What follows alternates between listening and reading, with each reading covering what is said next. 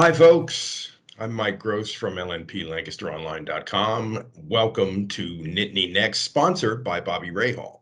Penn State hosts Auburn for the annual whiteout game in prime time Saturday night at Beaver Stadium. Penn State is 2-0, ranked 10th in the country. Auburn 2-0, ranked 22nd. And this one comes with more question marks than usual, even for this early in the season. Auburn has a new coach. Brian Harsin, ex of Boise State. They have two new coordinators. The previous coach at Auburn, Gus Malzahn, played a very unusual style, especially on offense.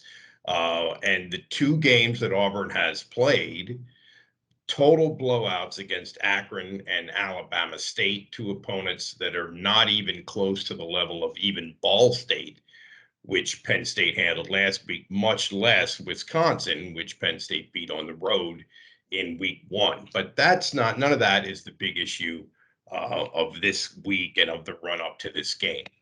As you may have heard, USC fired its coach, Clay Helton, on Monday, and James Franklin, Penn State's coach, had some interest in that job when it was rumored to be coming open a couple years ago. So, of course, there's speculation connecting him to the job now. Here's how he responded when asked about it during his weekly press conference on Tuesday.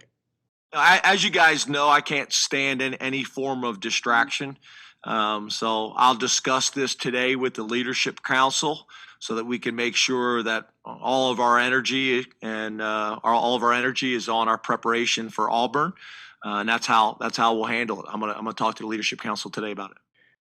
The Leadership Council is a group of players, co-captains plus a bunch of veteran guys that Franklin supposedly meets with regularly. And you have to wonder, in this instance, what could he possibly tell them? I mean, if he knows for sure that he's not going to USC, then he would have publicly said that by now. On the other hand, he's not going to tell his players, hey, I'm going to USC. Okay, guys, let's beat Auburn. That's not going to happen. So it's a tough spot for him to be in. And there's a lot of moving parts there, and I'll be writing a column about this, which I hope you want to check out on LancasterOnline.com and in Saturday's paper.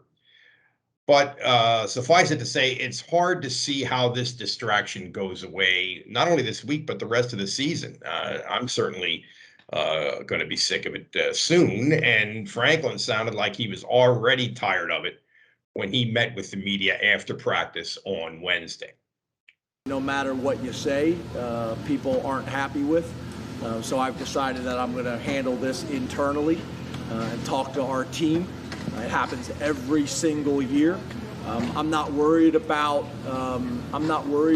distractions in the media and with the fans. I'm worried about my team. So I talked to my staff about it. I talked to the players about it, the Leadership Council in detail. But I think that's the best approach. I'd love to talk about Auburn. That's the third question we've had about it. I'd love to talk about Auburn. I think there's a lot of misinformation. The problem, in my opinion, with today's media and social media, that I don't mean this as an attack on anybody here, is everybody wants to be the first to say things so they can get credit. There is a football game in the middle of all this, and what we do know about Auburn is they've thrown the ball a lot in the first two games. They have a veteran quarterback, Bo Nix, and he is actually the son of the guy who quarterbacked Auburn the only other time that these two teams have played in the regular season, interestingly enough. Nix has had a good but erratic career so far, kind of similar, actually, to Sean Clifford of Penn State. But he has been very good so far in these two games. He's completed 3/4 of his throws for 10 yards per attempt, which is pretty strong. And Auburn also has a running back guy named Jarquez Hunter, who's averaging 15 yards per carry.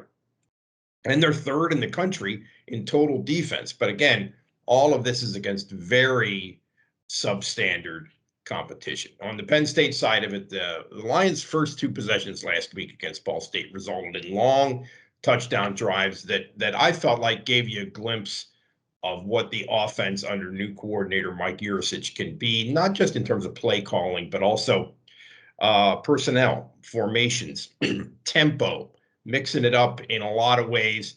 I thought it was very impressive, and I thought it was sort of the seeds of what we're going to see going forward if Penn State is going to turn out to have a really big year this year.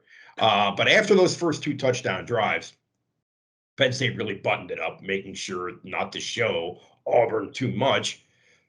But it's interesting to note that in week 1 against Wisconsin, really the only thing Penn State did well was throw the ball deep over the top.